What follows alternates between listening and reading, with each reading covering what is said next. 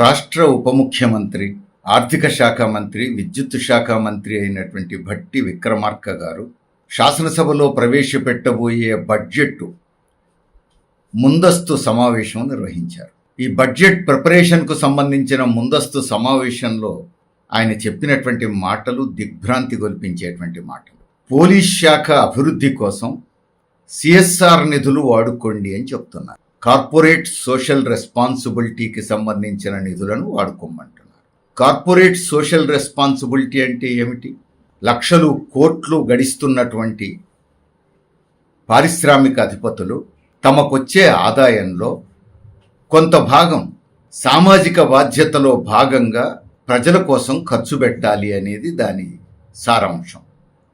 అందుకే దాన్ని corporate social responsibility అన్నారు, సిఎస్ఆర్ నిధులు అన్నారు. సామాజిక బాధ్యతలో భాగంగా కంపెనీలు తమకొచ్చే ఆదాయంలో కొంత భాగం కేటాయించాలి. సామాజిక బాధ్యతలో భాగంగా కేటాయించడం అంటే అర్థం ఏమిటి? పేద విద్యార్థులకు చదువు చెప్పడం కోసం కావచ్చు, పేదలకు వైద్య సౌకర్యాలు కల్పించడం కోసం కావచ్చు, లేదా ఆటపాటలకు అవసరమైనటువంటి సౌకర్యాలు కల్పించడంలో కావచ్చు, ఒక గ్రంథాలయం ఏర్పాటు చేయడంలో కావచ్చు, బాలబాలికల అభివృద్ధి కోసం, వాళ్ళ వికాసం కోసం కావచ్చు, మహిళల సాధికారత కోసం కావచ్చు, లేదా బడుగు బలహీన వర్గాలు, దళితులు, గిరిజనులు, వెనుకబడిన తరగతులు, మైనారిటీలు వారి అభివృద్ధి కోసం తీసుకునేటువంటి కొన్ని చర్యలు కావచ్చు. ఒక మారుమూల గ్రామం, కుగ్రామం, ఏ సౌకర్యాలు లేని గ్రామానికి కొన్ని సౌకర్యాలు కల్పించడం ద్వారా ఆ పేదలకు సహాయపడడం కావచ్చు, లేదా ఒక గ్రామాన్ని లేదా ఒక బస్తీని దత్తత తీసుకొని అక్కడి పేద కుటుంబాలన్నింటికీ ఉచిత వైద్యం చేయవచ్చు. ఇలాంటివి అనేకం చేయొచ్చు. ఇలాంటి వాటికి మనం కార్పొరేట్ రెస్పాన్సిబిలిటీ నిధులు వాడడం అనేటువంటిది సమంజసం అవుతుంది. సామాజిక బాధ్యతలో భాగంగా కార్పొరేట్ సంస్థలు తమకొచ్చే ఆదాయం నుంచి కొంత భాగం వీటికి కేటాయించడం అంటే దీనికి ఒక అర్థం ఉంటుంది. కానీ ఇప్పుడు భట్టి విక్రమార్క గారు చెప్పిన మాట వింటే పెద్ద పెద్ద పారిశ్రామికవేత్తలు వందల కోట్లు, వేల కోట్లు సంపాదిస్తున్నారు. శ్రామికుల శ్రమని లాభాల రూపంలో పిండుకుంటున్నారు. అందులోంచి కొంత భాగం బిచ్చమేసినట్టుగా సోషల్ రెస్పాన్సిబిలిటీ కింద అని చట్టం చేశారు. ఆ చట్టం కింద వస్తున్న నిధులు ఇప్పుడు ఎంత మేరకు సమాజంలో సామాజిక బాధ్యతలో భాగంగా పేదలకు ఉపయోగపడుతున్నాయో అందరికీ తెలిసిందే. చాలా తక్కువ భాగం మాత్రమే ఉపయోగపడుతున్నాయి. అవన్నీ రకరకాల రూపాల్లో దుర్వినియోగం అవుతున్నాయి తప్ప, దొడ్డిదారిన మళ్ళీ యాజమాన్యాలే కొట్టేస్తున్నాయి తప్ప పేదల దాకా, అణగారిన తరగతుల దాకా అవి రావట్లేవు. చాలా కొద్ది మేరకు మాత్రమే సద్వినియోగం అవుతున్నాయి. ఇలాంటప్పుడు ఆ నిధులను నిజంగా పేదలకు, అణగారిన తరగతులకు ఎట్లా వినియోగించాలి అని ఆలోచించాల్సింది పోయి పోలీసు శాఖను బలోపేతం చేయడానికి ఆ నిధులను వాడుకోమని ఉచిత సలహా ఇస్తున్నారు. పోలీసు శాఖను బలోపేతం చేయడం అంటే అర్థం ఏమిటి? సమస్యల పరిష్కారం కోసం పోరాటం చేసేటువంటి ప్రజల మాడు వగలగొట్టడం కోసం పోలీసుల చేతికి కర్ర చేతికి ఇవ్వడమే కదా. ఇప్పటికే ప్రజాస్వామ్య హక్కుల మీద దాడి జరుగుతున్నటువంటి కాలం ఇది. కనీసం పేదల కోసం, వెనుకబడిన తరగతుల కోసం, బడుగు బలహీన వర్గాల కోసం ఇంతో అంతో ఖర్చు పెట్టండి సిఎస్ఆర్ నిధుల పేరుతో అని చెప్పేసానంటే, ఆ నిధులు కూడా తీసుకొచ్చి పోలీస్ శాఖను బలోపేతం చేసుకోవడానికి వాడడం అంటే, ఒకటి ఆ కొద్దిపాటి డబ్బులు నిరుపేదలకు, అణగారిన తరగతులకు అందుబాటులో లేకుండా చేయటం ప్రభుత్వం చేయదు. ఆ వచ్చే కొద్దిపాటి నిధులు కూడా రానివ్వదు. రెండోది, ఇప్పటికే ప్రభుత్వం పోలీస్ శాఖనే బాగా బలోపేతం చేస్తూ ఉంది. ప్రజల విద్యా, వైద్య సౌకర్యాలను కాదు బలోపేతం చేసేది, ఉపాధి అవకాశాలు కల్పించడం కాదు, ప్రజలు అసంతృప్తితో ఉద్యమాల్లోకి వస్తే అణిచివేయడానికి అవసరమైన పద్ధతుల్లో పోలీస్ శాఖనే బలోపేతం చేస్తున్నారు. ఏడాది క్రితం వరకు అధికారంలో ఉన్న బీఆర్ఎస్ గవర్నమెంట్ 9.5 సంవత్సరాలు చేసిన పని అదే. ఈ సంవత్సర కాలంగా రాష్ట్రంలో అధికారంలోకి వచ్చిన కాంగ్రెస్ గవర్నమెంట్ కూడా చేస్తున్నది అదే. ఇప్పుడు ఈ పాటి సిఎస్ఆర్ నిధులు కూడా పోలీస్ శాఖను బలోపేతం చేయడానికి వాడండి అంటున్నారు. ఇప్పటికే అత్యధిక ఉద్యోగాలు, ఖాళీ పోస్టులు నింపింది ఎక్కడ అంటే ప్రజలకు ఉపయోగపడేటువంటి శాఖల్లో కాదు, పోలీస్ శాఖలోనే. ఇప్పుడు కూడా పోలీస్ శాఖలో ఉన్న ఖాళీ పోస్టులను మళ్ళీ సమీక్షించారట. వాటిని కూడా భర్తీ చేస్తే కొంతమందికి ఉద్యోగాలు వస్తాయి, సంతోషమే.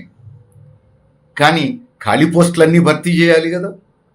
ఖాళీ పోస్టులన్నీ పక్కన పెట్టి పోలీస్ శాఖ మీదనే ఎందుకంత ప్రేమ? ఖాళీ పోస్టులు భర్తీ చేయాలన్నా పోలీస్ శాఖ గుర్తొస్తుంది ఆర్థిక శాఖకు, రాష్ట్ర ప్రభుత్వానికి.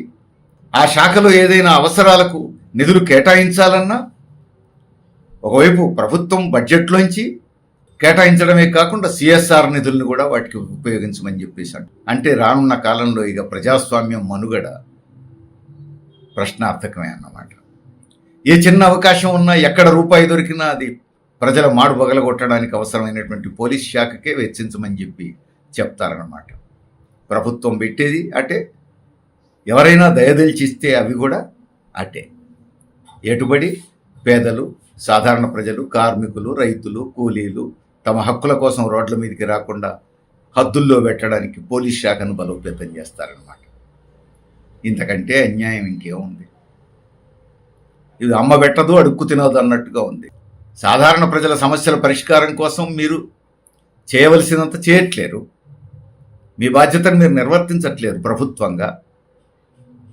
ఇంతో అంతో నామమాత్రంగానైనా, అది కూడా పెట్టుబడిదారులకు వాళ్ళు కార్మికుల శ్రమను దోచుకుంటున్నది కనబడకుండా ఇదేదో సేవా దృక్పథంతో ప్రజలకు చేస్తున్నారని అనిపించడం కోసం పెట్టినటువంటి చట్టం ప్రకారం ఇచ్చే ఆ కొద్దిపాటి నిధులు కూడా మళ్ళా పోలీస్ శాఖకే మళ్లించాలి అని చెప్పడం, ఇంతకంటే అన్యాయం ఇంకేమన్నా ఉంటుందా?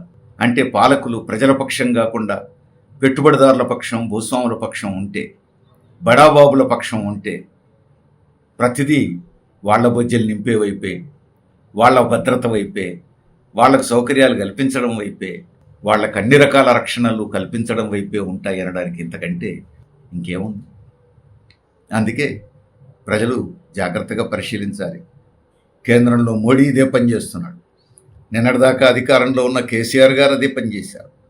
ఇప్పుడు కాంగ్రెస్ ప్రభుత్వంలో రేవంత్ రెడ్డి గారు అదే పని చేస్తున్నారు. అంటే బీజేపీ అయినా, కాంగ్రెస్ అయినా, బీఆర్ఎస్ అయినా వీళ్ళకు మౌలికంగా ఎవరు అధికారంలో ఉండాలి, ఎవరు ప్రధానమంత్రి, ఎవరు ముఖ్యమంత్రి అనేదే తప్ప ప్రజా సమస్యల విషయంలో, ఆర్థిక వ్యవస్థను తీర్చిదిద్దే విషయంలో వాళ్ళ విధానాలన్నీ ఒకటిగానే కనబడుతున్నాయి.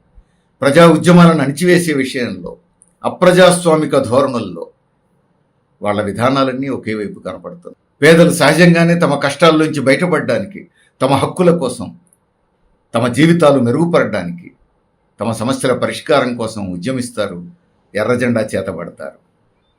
ఆ ఎర్రజెండా ముందుకొస్తే వీళ్ళ ఆటలు సాగవు. అందుకని ఎర్రజెండా ఉద్యమాన్ని అణిచివేయడానికి బీజేపీ పేరున్న, బీఆర్ఎస్ పేరున్న, కాంగ్రెస్ పేరున్న వీళ్ళందరూ చేసేది ఒకటే పని అనేది స్పష్టంగా కనపడుతూ ఉంది. అందుకని సాధారణ ప్రజలు అర్థం చేసుకోవాలి.